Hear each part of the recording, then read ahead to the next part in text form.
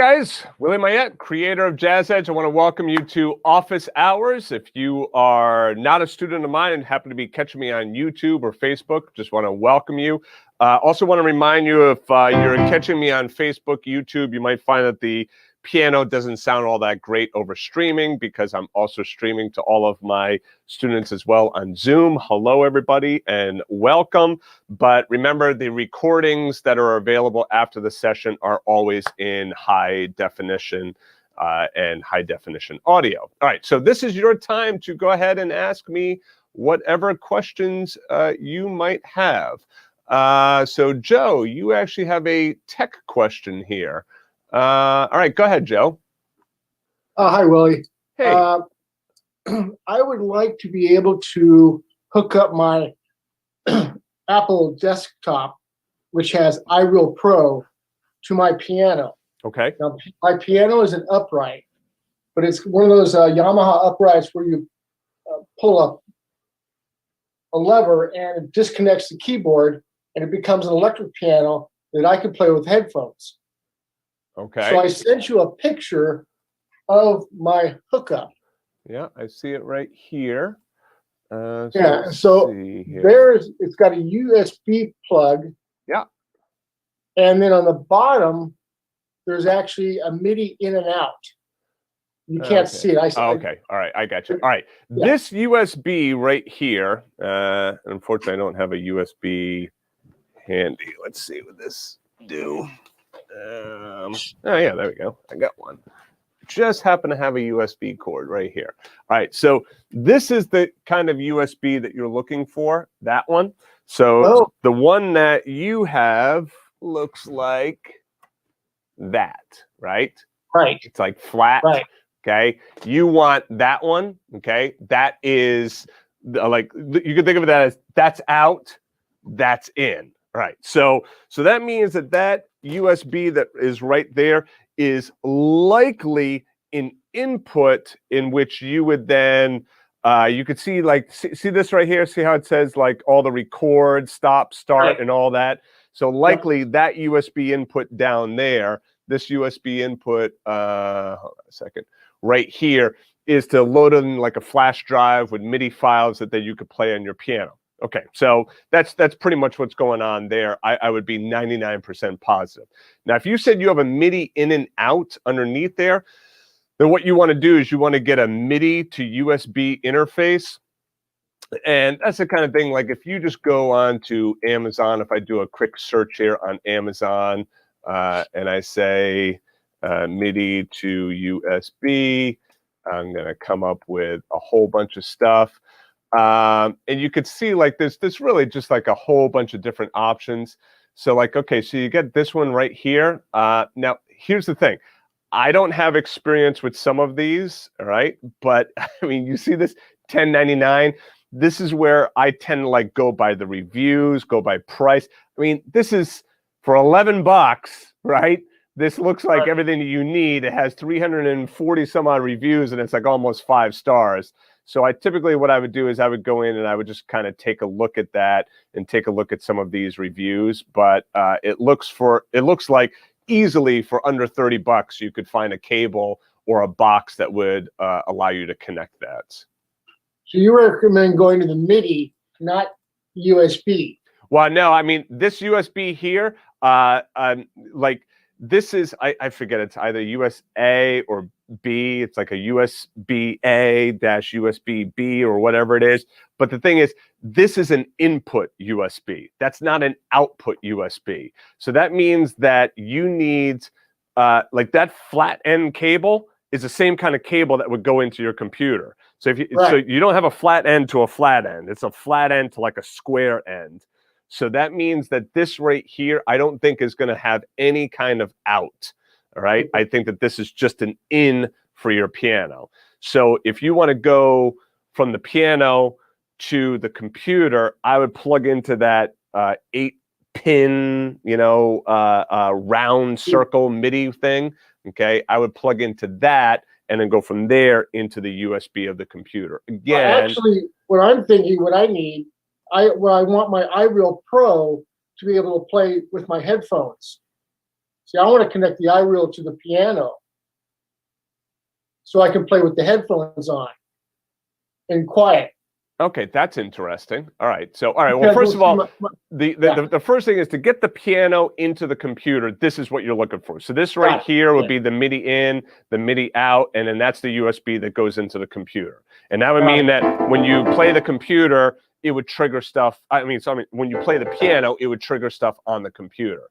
Now, if you just want to be able to listen to iReel Pro while also listening to the piano, it looks like, I'm not sure if this is an in right here, but if you put these headphones on, right? So these headphones that you have, does that, then you could hear the piano with the headphones, right? Yes? Yes. Okay. All right. So then in that case, if all you're looking to do is to have iReel Pro and the piano going through your headphones, what you need in the middle there is a mixing board. Okay. Oh. So, but don't worry. Like mixing boards, they're really kind of cheap these days.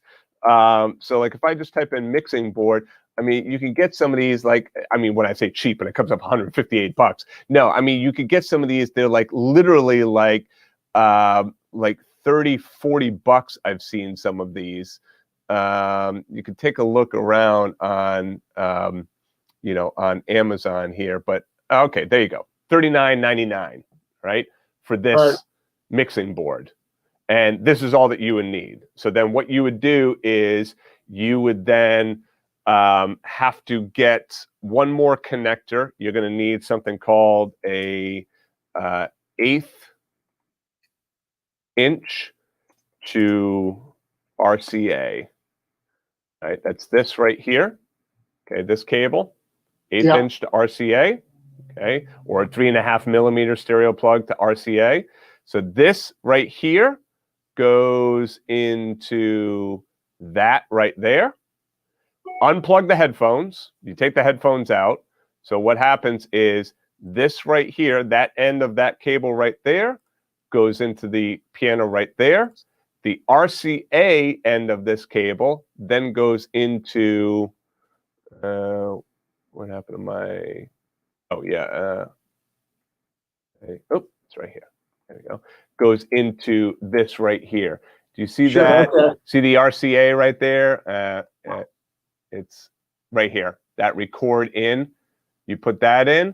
And then you could then get another cable to, you could do like an XLR to 1/8 inch, and then you go out of your computer into the mixing board as well.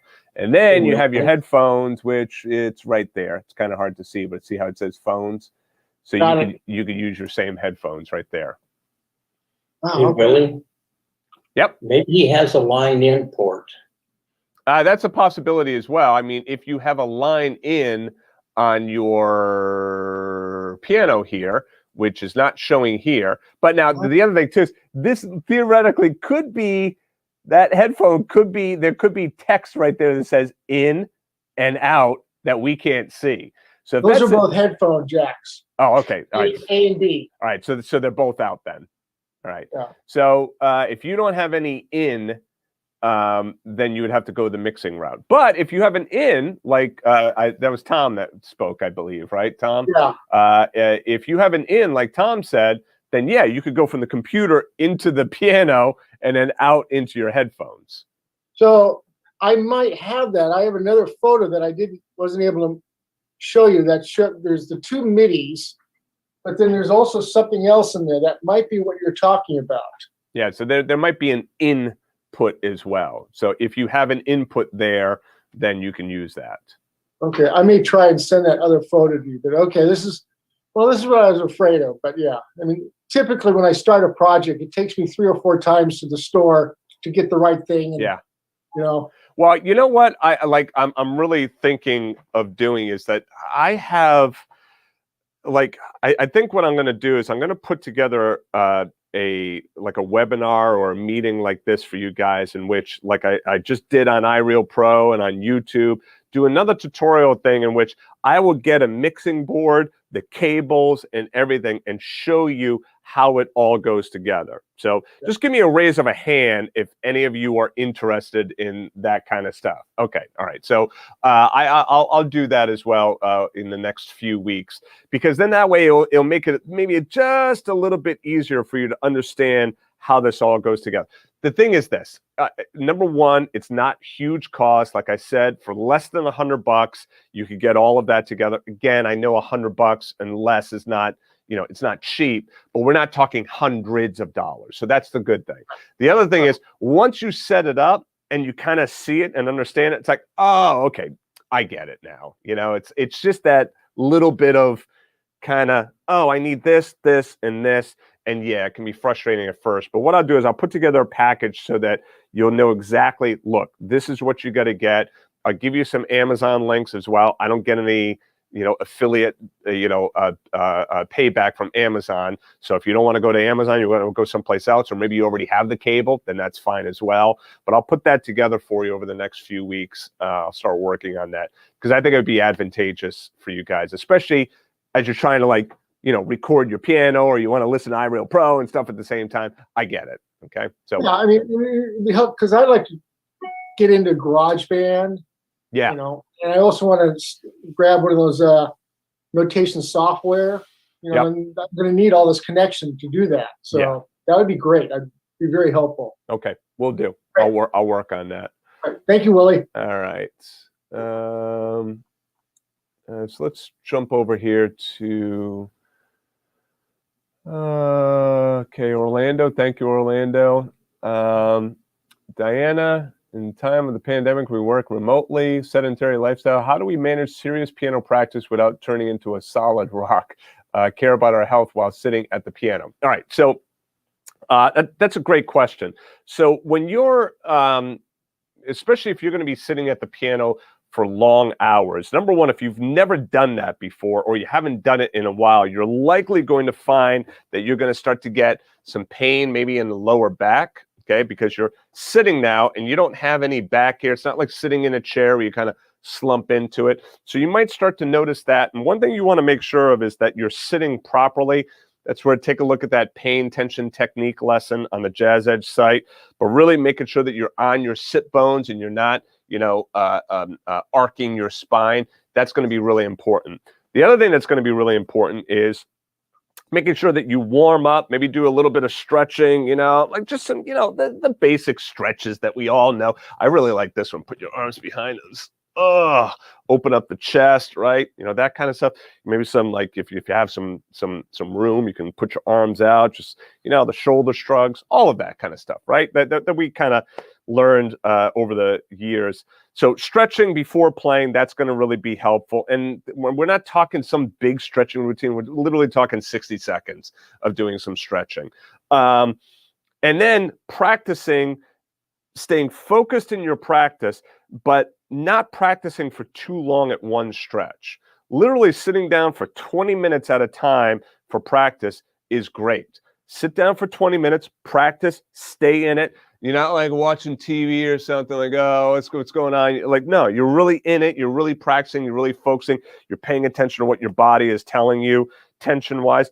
Then after 20 minutes, you might set a little timer for yourself or whatever, use the Echo, Alexa devices, whatever. I'm going to be careful. I have one over here. She's going to chime in.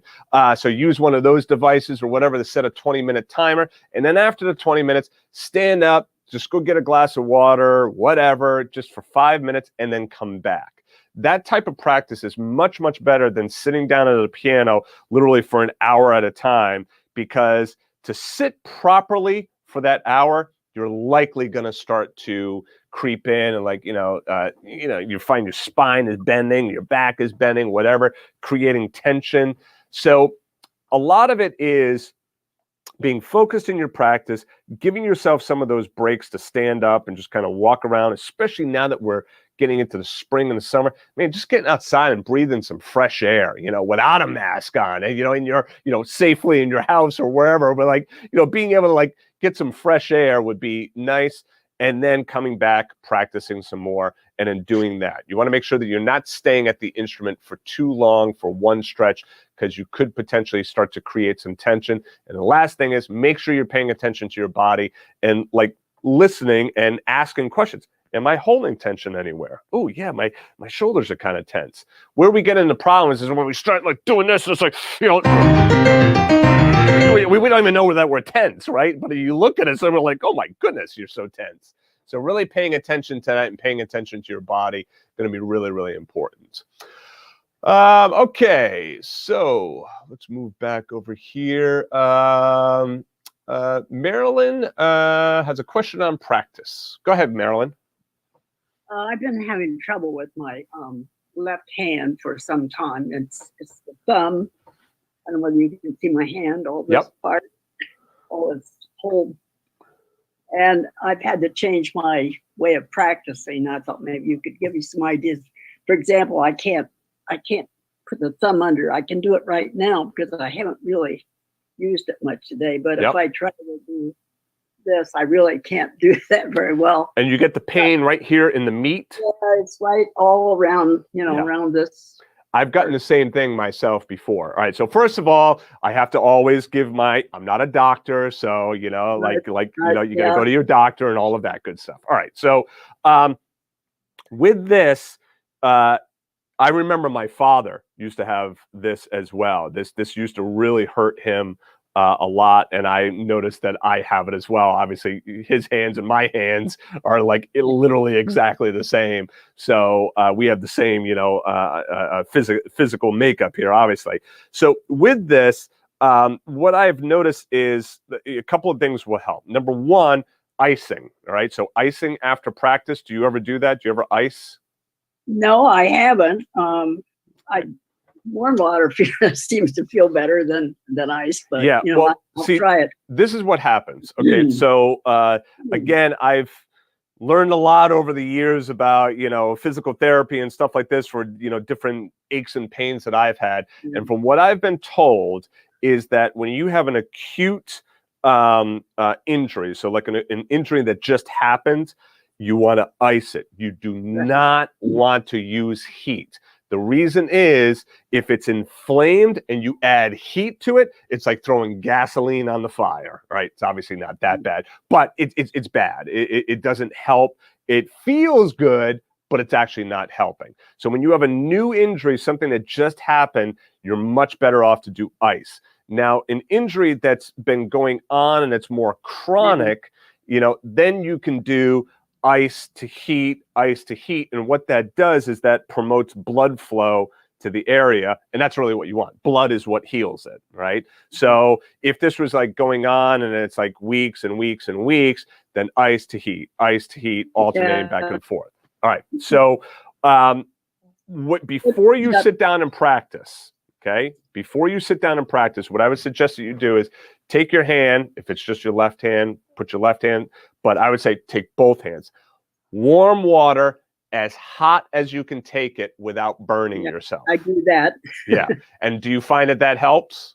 Yeah, I do that. Yep. And it got so bad I did go to the doctor, and it's a flare up of arthritis, according to her. Yeah. And so she gave me some ointment, and I think that does help somewhat.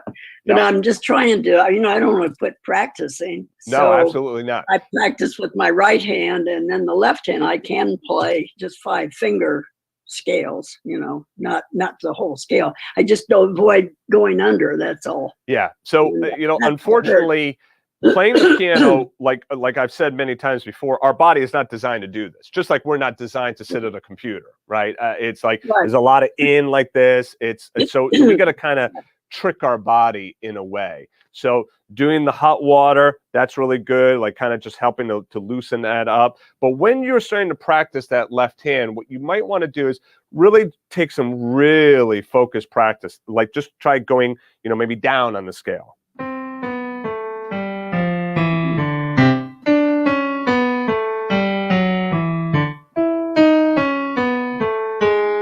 So you see, I'm just focusing on going down C, D, E, just trying to get that cross underneath there, right? To do that little bit. And while doing that, start to gather some data points for yourself. Everybody's body is different. So what I always recommend, and I do this myself as well. In fact, I have like a little database on my phone. Like if there's any ailment, I'll start to take notes. So the more information you have about what's going on, what's causing it, when it started, what you've done, it's super helpful. Okay, especially like if you had to go to physical therapy or go to a doctor, when you have that data there, you're just armed with information, right? So I would definitely do that. I would do the ice after you practice. The ice might help to reduce the inflammation, and then we'll go from there. On the rootless chords, that that affects that. So I wondered if maybe just not play as many notes. I mean, like instead of the whole go to the 3-note rootless chord. Yeah. So rather than doing like the 4-note, here's C7, right? Just do the 3 notes. For like C minor, rather than doing that, just do the 3-note. Because even though it's your thumb, right? When you bring that middle finger in there, okay, and it's interesting. Like you could try doing this with your left hand. Try doing pinky, second finger, thumb. Put your finger right here. It's kind of hard for you to see it. Put your finger right there. And then move that middle finger in there. And you're going to feel this start to get tense. Yeah. So it's like, even though you're using your middle finger over here, boom, boom, boom, it creates tension right there, right? So changing that around to a 3-note voicing. So the other thing I do, I learn the chords with my right hand instead of my left hand. Okay, there's nothing wrong with that. And also, what's most important? Is it the guide tones? If I'm just going to play maybe 2 notes, would you say the guide tones would be the most important thing to do? For the chord you're talking? Yeah. Okay, yeah. All right, so now if you're playing along with a backing track that's playing the roots, like iReal Pro or any of those, then yes, your guide tones would be, absolutely fine. You could play just the 3rd and the 7th. I have to leave something out. Yeah, Don't leave those out, in other words. Yeah, so if you're playing with with another instrument or a backing track that's going to play the roots, then playing your guide tones, absolutely fine. If you're playing solo piano, then I would go to either the root 7 or root 3 chord shell, because then at least you have the root going on there. Right? I don't seem to have much trouble with them. Yeah. Okay, well that's good, right?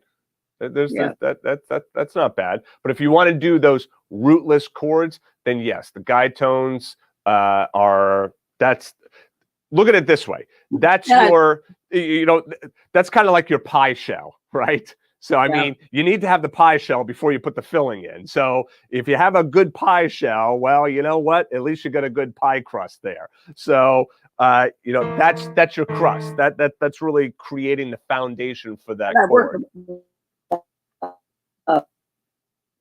And I try to memorize, tell it like, well, what is that chord? Say C, G, or it's whatever it is. And that helps too, I guess. Memorize what the chord is. Yeah, yep, absolutely. I mean, just, take it slow, pay attention to your body. And I will say, if you have pain, stop. Okay. Right. That is a message to everyone. If you have pain, stop. This is not like the gym, right? Where we're going to be like, no, I'm going to work through the pain. And no, you do not want to do that. All right. You will hurt yourself doing that. What are you showing me there, Lloyd? You have to unmute yourself. I can't see that. Yeah, sorry. It's actually for Joe. He was asking about how to share the link. Oh, okay. All right. Okay, I got you. All right. But he was asking on YouTube, where the clipboard is. I said if you just find where to copy it, then you go into the chat, into your chat box, and you hit paste, and the link should go in there. Yeah. Can you hear me? Howard was asking about the YouTube. I just don't know where the clipboard is at all, because I copied things before and it says it's in the clipboard, and I have no idea where the clipboard is. Clipboard's like virtual. It just means if you right click, what you have saved, it will go in there. But there's no Well, right click on a Mac. You won't see, oh, yeah, I don't know how it is on a Mac, but. All right. Hold It's a on one Mac. second. Sorry. Hold on, everybody, 1 second. I'm going to mute everybody so we go one at a time. All right. Howard, why don't you go ahead and unmute yourself? All right. So, Howard, you had a question on finding the share link on the clipboard, correct? Are you on a Mac or a PC? I'm on a Mac. Okay. All right. So, I'm on a Mac as well. All right. I'm new to doing this, and I've been battling with this. I've got to the stage where I've recorded something, I've put it unlisted, I've put it on YouTube, Perfect. I've clicked on shared link, and then I'm not sure what happens next because I don't know where this link All is. right. And I'm going to I watched your whole video thing. last week, and you didn't do it onto Zoom. You did it via Chrome. Don't worry. I'm gonna help you with it right now. All right, I got to go through a couple of questions for first of all. All right, so you got the YouTube, you got the video on the YouTube. It's unlisted. You went to the share. You copied the link. It says link copied to clipboard. My question for you: are you on a phone? Are you on a tablet? Are you on a desktop? Well, I've tried most of those, but the last effort was on a tablet, on an iPad. All right. So on the tablet, on all computers, you have a copy paste function. Okay. And basically what happens is when you copy something, it gets stored into memory. That's the clipboard. All right. So when you went to YouTube and it said copy, it's copying it into the internal memory of the tablet that then you can go and paste it somewhere else. Now, I will tell you this, on a tablet, on a phone, it's going to be a little bit trickier than, say, on a desktop. So let's talk desktop first, right? Yeah, so, I can do it that way. Yes. All right. So if you could do it that way, then perfect. Let me just load something up here. Okay. All right. So here's just a simple text document, right? So if I go test and I go copy, okay, then it's on my clipboard. And if I paste it, then it's right there again. All right. So let me just do this just so that we can see it nice and big. Okay. All right. So on a Mac, you have this command key, right? So it's right next to the space. So you hit command, you hold down command, and then you hit C, that copies it, right? So if I go, right? So if I select all of this and I hit command and C, I just copied it, right? So now let me get rid of it. Now if I hit command and V, it pastes it, okay? So the command key, it's also the key that looks like, well, it's kind of hard to, I don't know if I can actually show it to you. Nah, you're not gonna be able to see it that way. Can I stop you, Willie? Yep. I'm quite happy with copying and pasting, but I can't see the shared link. I'm actually on my desktop as well, and I've got a piddly video of nothing. It's just a desk. It's only 4 seconds. I've clicked on get shareable link. It says link copied to clipboard. I've done it 3 times now, but where is it? Okay. How can I look at it? All right, How can I copy it? Here's this video. This is Jamie's video, actually. All right. I'm going to use her video as an example. Okay. So when I go here in YouTube, right, it says share, right? So I'm going to click on this, right? I'm going to click on that copy. And then you see this right here, link copy the clipboard, right? Is that on a Mac? That's on a Mac. Yep. I'm using Chrome on a Mac. So I click on copy, right? And then it says link copy to clipboard. Now, if I go in to anything, like any window here, right? You see my cursor? I hit Command V, and there's my link. Okay. So maybe I'm in the wrong. So you're not going to see your clipboard. I mean, we could get like techie and heady here, and yes, there are ways. There are clipboard managers where you could see what's in the clipboard, but you don't see the clipboard, right? So what you want to do is you want to go over here. You want to copy it. It says link, copy the clipboard. That it's already in there. Okay, it's already in there. So then all you got to do is you have to go someplace else where you have the ability to be able to paste it. Hit Command V, ta-da. Can I just ask one question? I don't understand YouTube very well either. I'm in Studio in YouTube. Have I done something wrong? Well, no, you could go into YouTube Studio as well. There's nothing wrong with that. So if I go into my YouTube Studio here, this is my Jazz Edge account. Okay, so this is where I keep like all the coaching and stuff like that. So if I just go over here to content, okay, so you see this is my TCI that I just did. I could come over here to these three dots right here. Okay, you click on. That looks exactly like mine now. All right, perfect. All right, so then you go to the three dots, and then right here, get shareable link, and then you can't see it, but here I'll do this. What's the next step? Well, look, check it out. I'm gonna show you. All right, so get shareable link. See what it said right down at the bottom here? Link copy to clipboard. And then all I do is I go to wherever I want to paste it, and then now you see the link is different. You went to wherever you wanted to paste it. Right. So if I wanted to paste it, see how everybody is typing in on the side in the chat there? I could go ahead and I could paste it right into that chat area as well. Okay. But so I still say you can't paste it until you've copied it. How do you copy the link? Can't see the link. You say it's somewhere in virtual. Right. It So doesn't help me. when I click on get shareable link, it's already copied. Link copied to clipboard. Where's this get shareable link? So go to the three dots.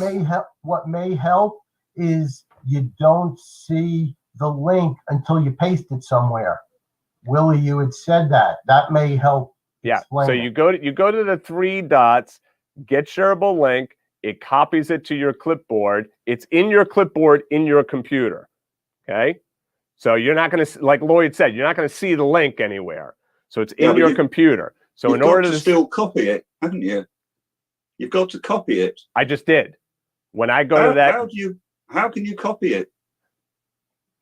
Do this. You're in YouTube Studio. Link. Get shareable link. Ba-bing. No, but it says link copy to clipboard. But there you go. Now hit Command V someplace else, and you'll see it pasted. Someplace else, anyway. Yeah, put it into the chat area on Zoom, and it will be pasted. Okay. All right. Enough time on me. I'll see if I can. Well, I could go to Zoom on this one. No, I can't. No. Chris, all right. Hey Willie, if he just clips on his video in the dashboard, the link will come up on the right-hand side, and you can just copy and paste it anywhere. If with the mouse. Not on a Mac. Not on a Mac? No, when you just copy this. If you click on that video, the link should come up on the right-hand side. He got it. He got it. Video. He got it already. All right. So Howard, you're good. Awesome. Excellent. All right, Chris, you're absolutely right. It might not be safe to combine two outputs into a Y cable because they may conflict with one another. That's where the mixing board would come in handy, because in a mixing board, each input kind of has its own channel. So you usually want to be careful about just taking a Y output of two, outputs and then going into one, because you might have a phase issue and it might sound a little bit weird. All right, so Chris, Lloyd, okay, and let me go back over here. Niall, hey Willie, was watching your Reharm Misty. Can you please show me what you play for the left-hand stride for the first pew? I can't go into that right now. I'm sorry. I can't dig into that Misty lesson right now. But if you join me during coaching or during the TCI lesson or during the Standards by the Dozen Q&A, I'll be more than happy to help you on that. Orlando, is it problematic to practice while standing up? No, as long as the height is correct. So as long as the relationship of your elbow to the height of the keyboards is right. So in other words, if your elbows are too high and you're like coming down, or you're too low and you're doing that, then that's not going to be good. So you're fine to be playing and practicing standing up, especially if that's the way that you're going to be playing gigs. So like if you play gigs as a keyboard player and you're standing up, well, then that's a good way to practice as well, to kind of get used to that. Orlando, what is your opinion of using the cutoff piano practicing gloves? No, I wouldn't put anything on your hand. I wouldn't do any of those, like, you remember like in the 90s, the guitar players used to do those spring-loaded things because, for your finger strength.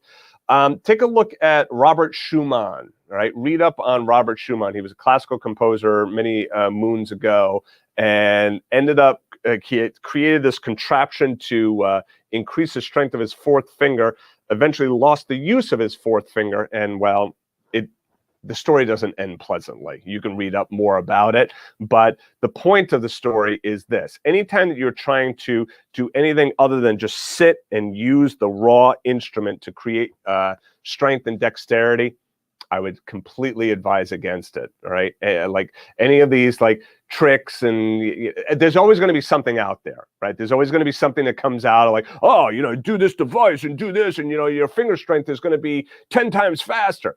It's all baloney, right? All you need is a piano, your fingers, right? And the will to practice. Now, with that said, you got to make sure your bench, you got a good bench, make sure it's at the right height, make sure that your piano is tuned, and make sure that, you're sitting in the right position, like all of that. But in terms of equipment, all you need is this, and a little bit of, passion to keep going when it gets tough. Mark, I have a lesson download from your Piano with Willie site. Difficult. I find a C major scale difficult to improv with. Can you show how enclosures work with that tune, please? I can't get into That's Life, Fly Me to the Moon right now, but I will tell you this. I just created my TCI exercise 22, which is coming out this Friday. I got to tell you, it is really, really good for enclosures, right? Let me just give you a little sneak peek here, okay? So you can kind of see what we're talking about there with this, all right? So normally I don't share this music, but this is really good for you guys to see. All right, so these are the enclosures that you're going to work on in TCI exercise 22, okay? There's half above, half below to a target note, half below, half above to a target note. You're gonna go through all of these enclosures. So I would definitely suggest to take a look at that. But I will tell you, there's a couple of neat exercises that you can go through that this might help, all right? So what you can do is just take like your basic C7 chord. And if we just take some of our basic enclosure ideas of like a half step above, half step below, what I'm going to do is I am going to target each one of these notes over here with a half above, half below to the target. So half above, half below to the target. So you see the target's right there, right? And then half above, half below to the target. And then half above, half below to the target. And then half above, half below to the target, okay? And then I do that in real time.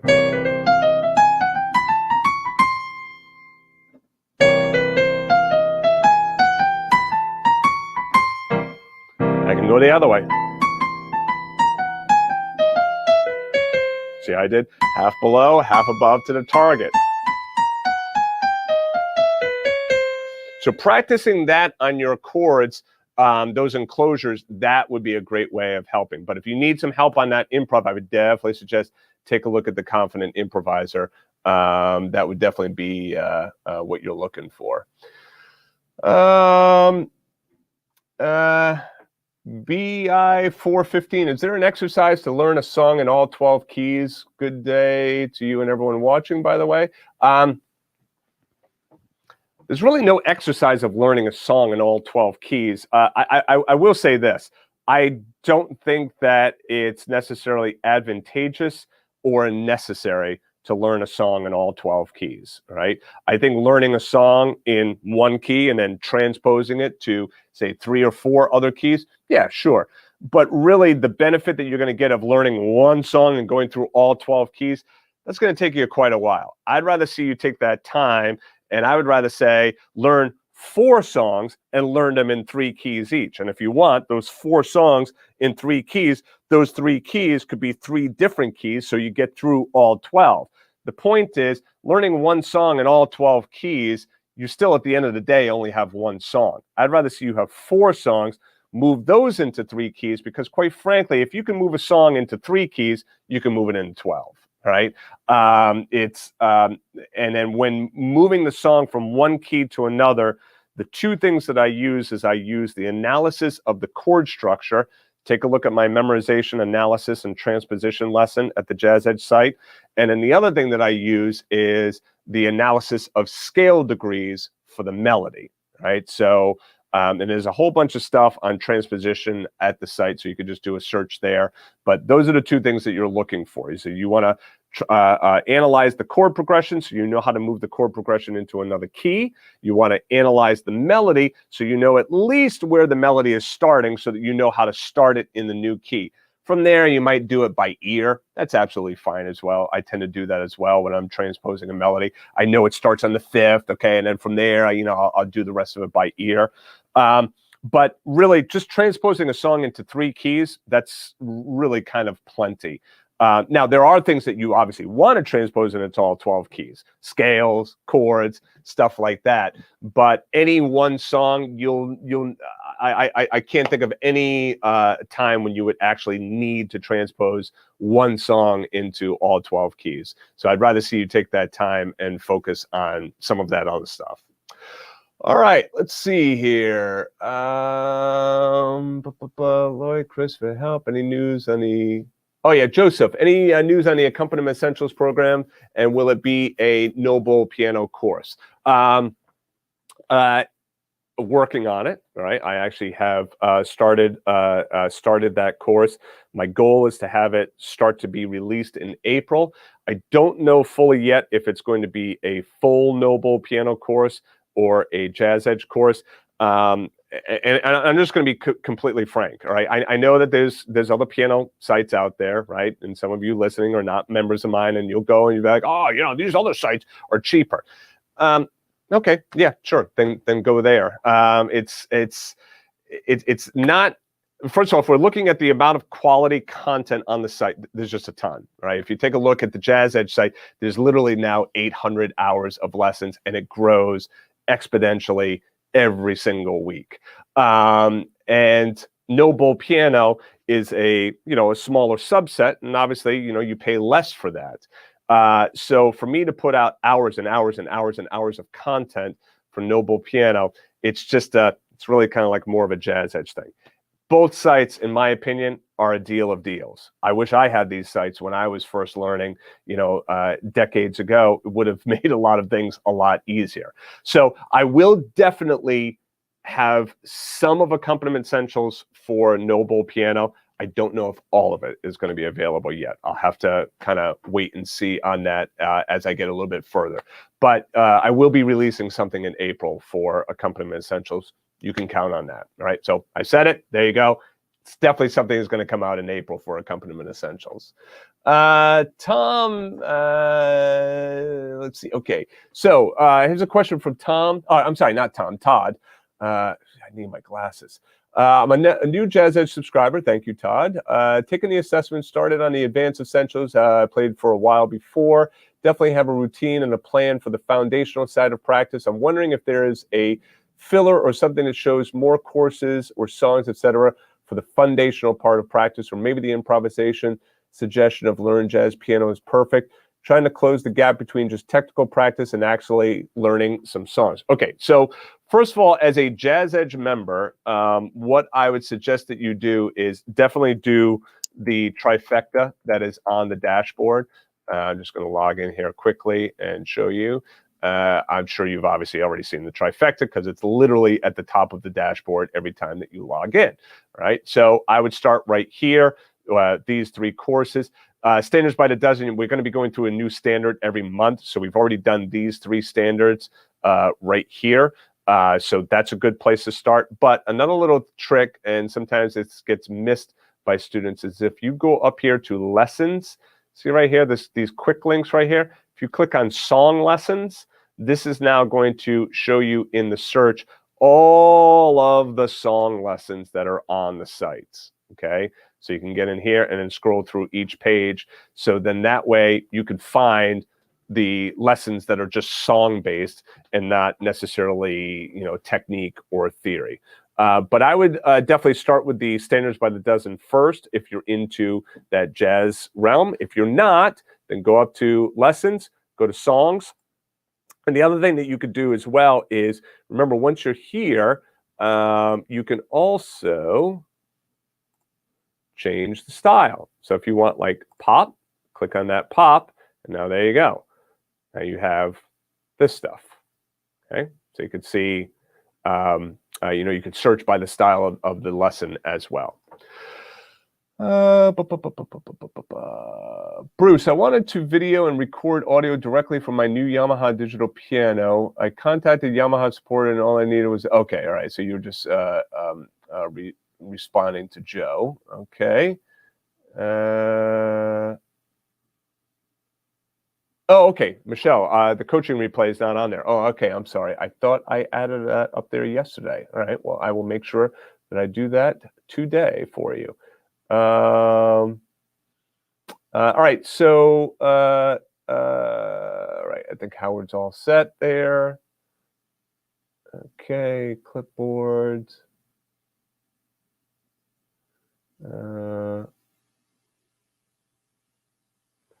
So Jake, let's see.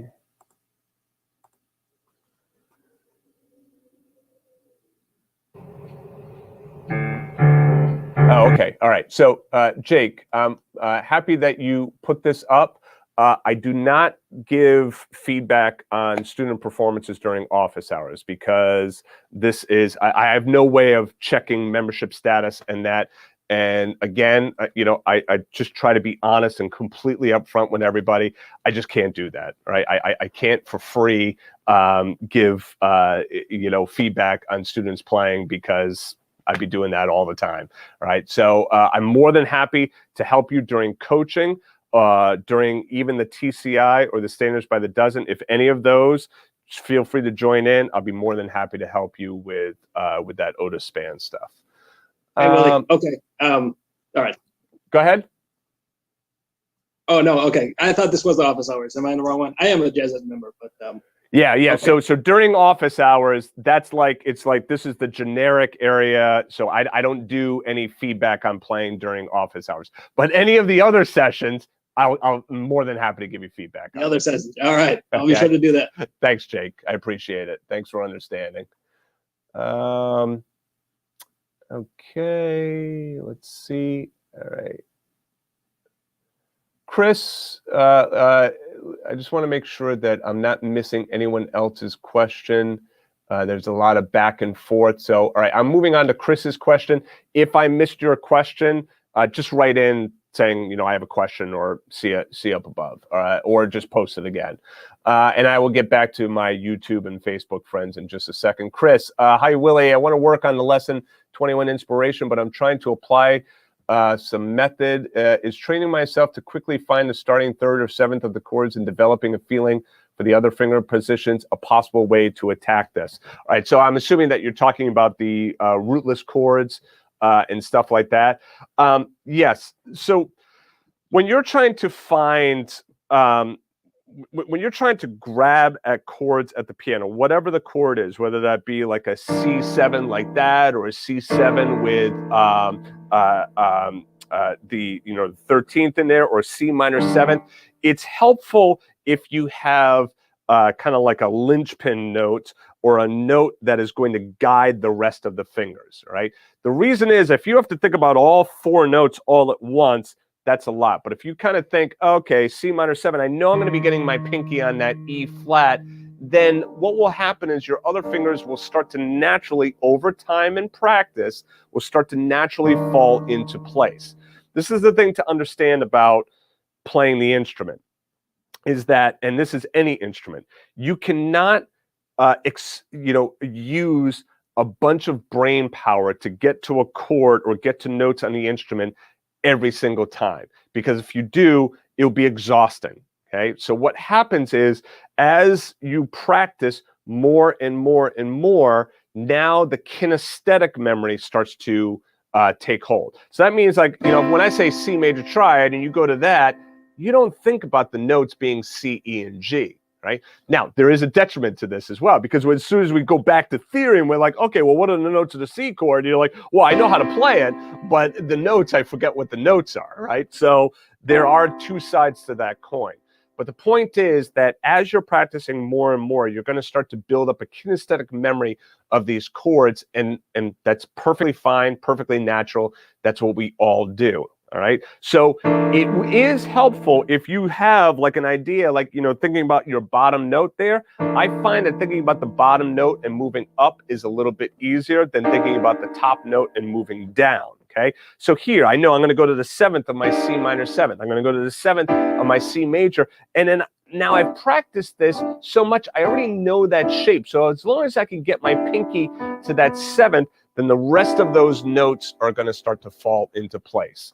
The thing to remember, though, is these chords just take time to practice. There's no shortcut. All of that BS that you see online of like, okay, you're going to learn piano in 5 seconds, in 5 days, in 50 days.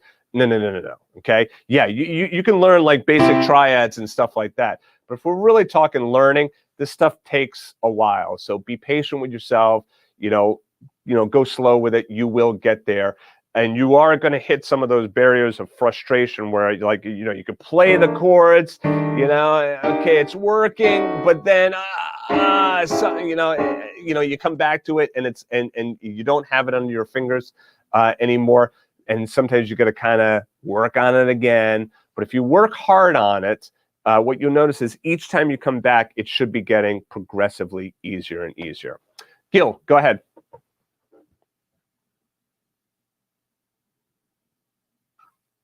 Oh, okay. Hey, Willie. Yesterday, I thought I heard something. Maybe I misunderstood.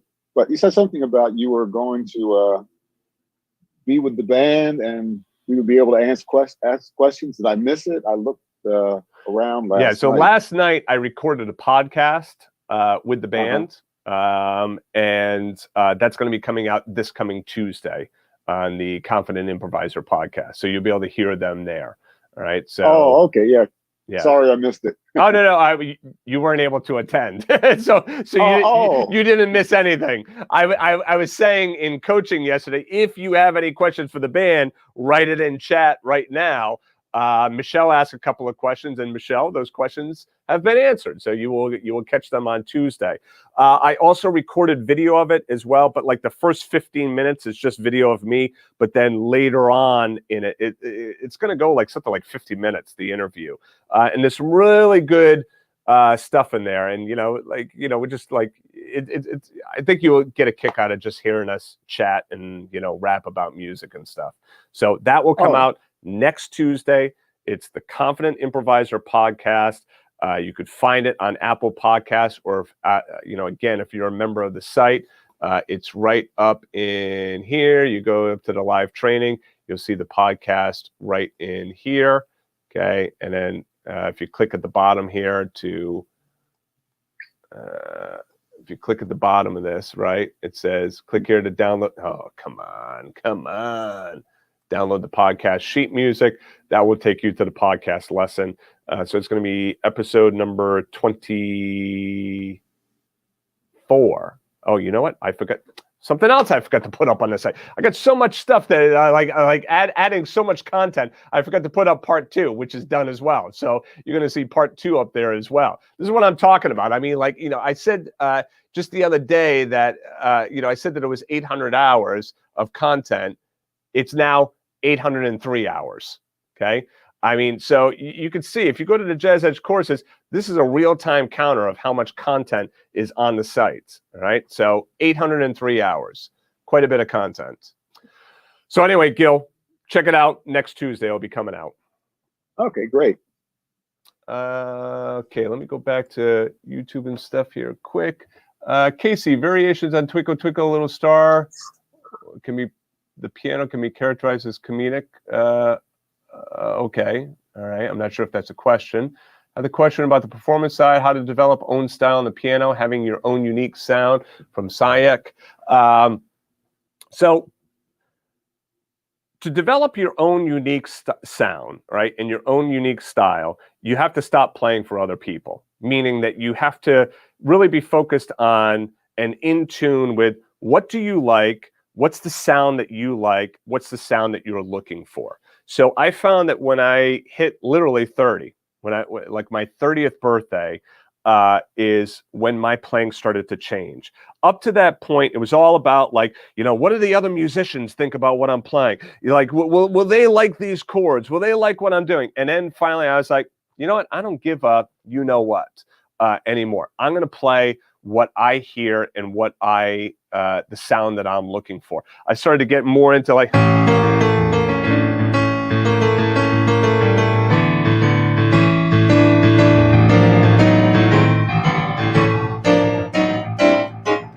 I get into more like pedal tones and these constant structure chords that started to create like more tension, got into more odd meter, and writing my own stuff. So your own sound, there's nothing that you can do where it's like, okay, I'm going to sit down, let me create my own sound. Yeah, it doesn't work like that. All right. So how you create your own sound, it's all this. It's all your mindset. It's all how you think about it. So the first thing is, first rule of Fight Club, don't talk about Fight Club. First rule of creating your own sound, don't think about creating your own original sound. Just play, all right? But the thing is, when you're trying to be original, be original. And if you think like, hey, I want to do this, or like if you like, they go, if that's what you want to do in your solo, don't worry about like, well, gee, is the drummer who went to Berkeley, is she going to think that was like not harmonically correct for that chord? Don't worry about that, all right? Let her think whatever she thinks. You play music, create music, whatever you have in here, right? Whatever you have in here, that's what you're going to put out there. And when I do especially original music, if I'm going to do like like something like that, if you're like, oh, Willie, I don't really like that, guess what? Don't buy my album. It's fine. That's the attitude. Not trying to be rude, of course, but the thing is you have to be strong enough in what it is you're playing and saying, that's what I want. If you don't like it, you're more than welcome to your opinion. In fact, I want you to have your opinion. In fact, I'm glad that you don't like that. That means I got a reaction out of you. There's some passion going on there. If you're like, oh, I guess it sounds okay, then I did nothing. I didn't move you at all. But if I do that and you're like, oh, I don't really like that. Okay, good. I got a reaction out of you. Now, whether or not you like it or not, that doesn't matter. That's not the point. I stay focused on what it is that I want to do. So that would be my advice to you. It's just keep practicing, keep playing, stay focused on your own sound, learn as much as you can, get as good as you can, be cognizant of what's going on with your other musicians, be a good team player, be a good group player. But when you're trying to create that original sound, just remember you play what you hear and what you feel. Now, there is one little kind of, the other point I have to say on this as well. If it's like, okay, here's a C7 chord, and you're like, yeah, that's what I feel like playing. That's just laziness, right? So if it's laziness and you're trying to pull it off like, well, that's my original sound. Okay, well, you know what you're going to get, right? But if you're being truthful to yourself, if you're like C7,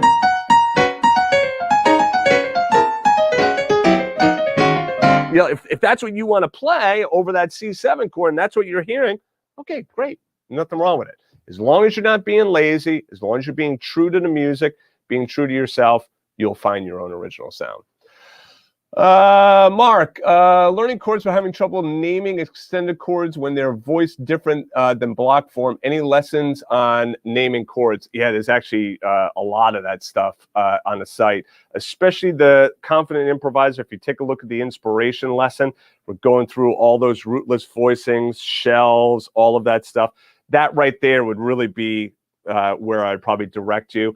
There are also lessons called piano chords. That was the course that I did. Piano chords, volume 1, 2, and 3. And then beyond that, there's just a whole bunch of stuff. If you type in chords into the search bar at Jazz Edge, a whole bunch of stuff is going to come up. Fernando, hey Willie, how do you know what rhythm to use when playing piano? By chord charts? What do you listen to determine the rhythm? Do you have any courses that would help me with that? Yes, there's a whole bunch of rhythm stuff. In fact, there's a whole course called Rhythm Essentials that I would definitely suggest going through. Rhythm is based on style. Okay, so if depending on the style is going to have certain rhythms embedded within it, right? And I can't go into a deep dive on this, but for instance, like let's just pull up. Let me just pull up something real fast here. Okay, let's just take. Where's my basic blues? Okay, here's a basic simple blues in C. All right, so now using iReal Pro, and I got to tell you, I love iReal Pro because it has all these different styles in it. So if I'm like, okay, look, I want to do some rhythm to this, I'm like,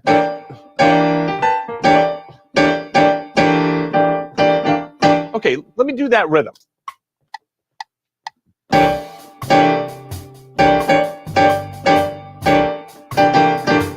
Oh, wait a second, it doesn't really sound right, does it? Because it's a Latin rhythm, right? So there, I have to listen to the rhythm, and I have to now react to what it is I'm hearing. So one thing I would suggest doing is listen to the rhythm first before you play. We jump in so much and so fast into playing, and we don't do a really good job of listening first. So listen. Can you hear that rhythm?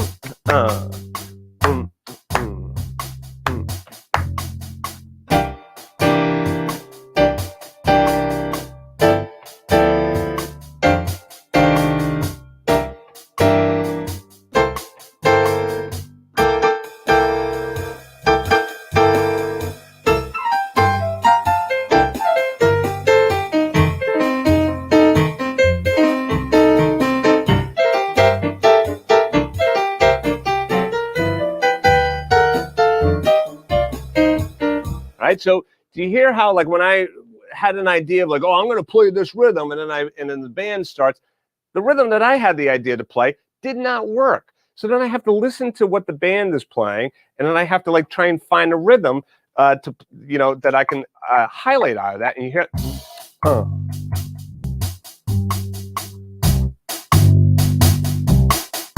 right? Right? You hear that rhythm? So now you glom on, you attach to that rhythm. Right? So that's just a basic way in which you can really find rhythms that are going to work over the style that you're listening to. So listen to the song, try and find some of those key rhythms, and who you really want to be listening to is the bass and the drums. Especially as a piano player, make sure that you're cluing into the bass and the drums. Super, super important. All right, so let's see here. Sandy, I'm going to answer your question, Sandy. Thank you, Lloyd. I appreciate that. The answer was good. Todd, I already answered your question, so you could just check out the replay and go back. The question about the foundational stuff, right? So that will be in the replay. So let's finish up here with Sandy. All right. In your Misty lesson, it seems iReal Pro Track changes to double time the second time through. Mine doesn't seem to do that. Do you have any suggestions? All right. So if you don't have my iReal Pro Track, make sure that you download it. All right. So like what you should have is, so if I go into the site here, let me just go into standards, but it doesn't go into Misty. And then once I'm here, right over here on the right-hand side, you're going to see the iReal Pro Track. So make sure that you're downloading that, because if you go to like the iReal Pro forums or stuff and you downloaded the Jazz 1350, Misty's already in there. But if you're doing that one, it might not have that double time feel. All right. So if you've downloaded mine and it's still not having the double time feel, then we can look into that and figure out what's going, what's going on. The other thing too is I'm sure that in iReal Pro, there's probably some kind of setting as well for the double time. I'm just curious if we edit this real quick, if it would say, where's my thing here? I don't see anything in here for double time. I'd have to look into that a little bit further. So I see the style is ballad, but I don't see their ballad style might naturally go into double time the next time around, right? Make sense, Andy? I have your version. I downloaded it twice just to make sure, but I tried to edit as well and see if we could find anything there. Maybe I'm just missing it. I'll try again. But well, the other thing, check this out too. Is it saying ballad, right? Oh, you know what? I would try this. Oh, hey, here you go. Maybe ballad double time feel or ballad swing. But I bet you that it's within here. I bet you it's this. Okay, so I bet you that something in here needs to change. Just changing the style. I'm just curious what happens if we do. Are you in a Mac? You're in a Mac there, Willie, right? Yeah. All right. So this is. All right. So there's your ballad style. Let's see what happens when we get down here.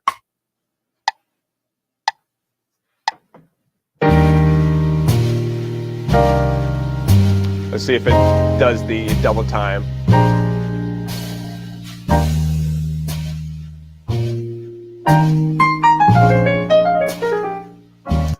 Now, obviously, the good thing is if you want to just go to like a double time or something like that, well, here you go. You got your double time swing. Well, you probably don't want that one. Yeah, I would probably just go to like your medium swing, okay, and do that. So you can just, change the tempo. But in terms of moving from ballad into the double time, yeah. Let me look into it a little bit further and see. I am all but positive that it has something to do with this. It probably just has to do with like it's just one of these, and we got to figure out which one goes. Well, all right, that says double time swing. Let me try this ballad double time feel. I thought that's what I just tried.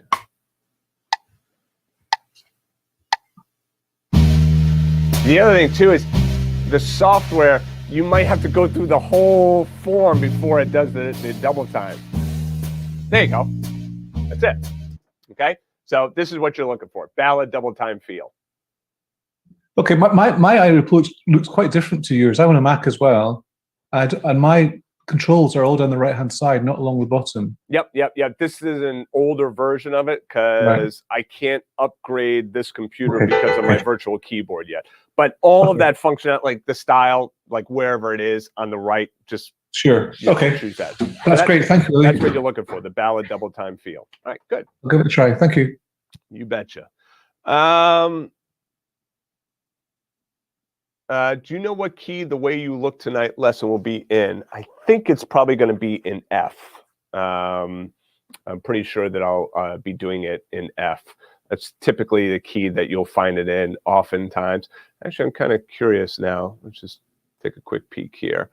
Let's see what key it is. There you go. Key of F. And is that the default key? Yeah. Thank you. So typically it's played in the key of F. So we'll probably do it in F as well. That'll be a good key to do it in anyway. All right, everybody. Excellent. Finished just in time, so not going to be too late to pick up my kids from school. So thank you, everybody, for joining me today.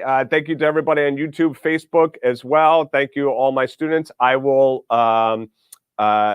just as a reminder, there is no more live sessions for the rest of the week, okay? So no TCI tomorrow. Remember, TCI is every other week, so we'll have our next TCI session on April 8th. However, this Friday, the TCI exercise 22 is going to be coming out. So look for that on the site.